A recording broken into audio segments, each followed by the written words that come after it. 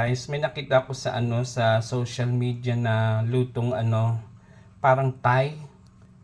Gagayahin ko pero with a twist. Ito may isda ako dito. Hindi ko matanda kung anong isda to. Inalis ko na kasi hinati ko sa dalawang set kasi to.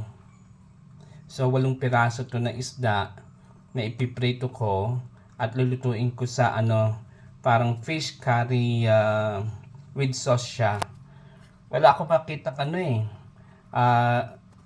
red curry paste, kaya yung regular na curry powder ang binili ko.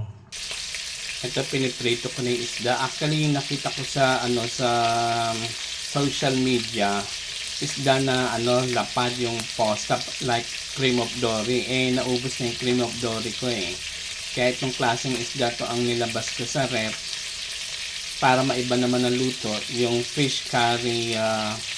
Parang Thai food or Malaysian food yun So gagayahin ko pero with the twist ang gagawin ko.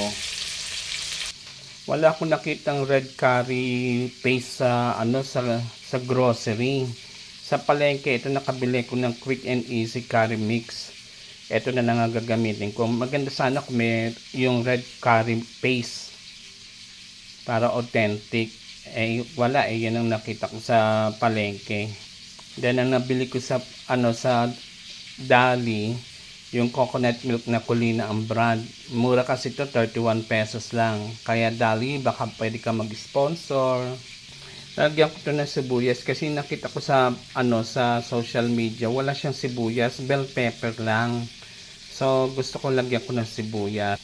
Bumili din ako ng cilantro. For a twist, lalagyan ko siya ng tokwa. Kasi ang nito yung nutritional value is protein. So kahit na wala akong karne na meat, or pwede na to yung alternative. So yan ang aking ihahalo. Nga pala mayroon nakalagay doon lime juice. Kaso wala akong lemon or lime. Meron ako dito kalamansi. So lalagyan ko lang siguro 3 katas ng kalamansi. Tingnan natin kung anong lasa. Tsaka lalagyan ko rin ng chili flakes. Gusto ko kasi maanghang. Ito nilagyan ko ng curry, ng turmeric para may kulay. Kasi yung wala akong red curry paste Lagyan ko ng turmeric, ayan. Hinalo ko na rin yung bell pepper. So ang kulang ko na lang dito yung cilantro maya-maya. Tsaka kalamansi. Ayan. Nilagay ko na rin yung isda tsaka yung tokwang pinirito. Ayan na ang itsura niya. Nalagyan ko na rin siya ng curry powder. Hindi ko pa natitikman ng lasa pero mabango.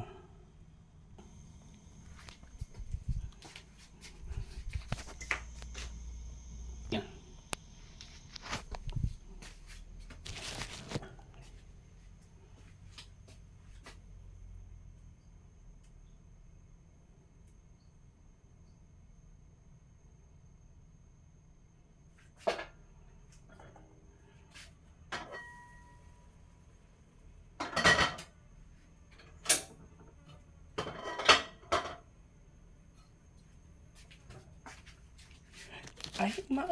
Ito yung outcome na aking niluto ngayon. So, God bless you all.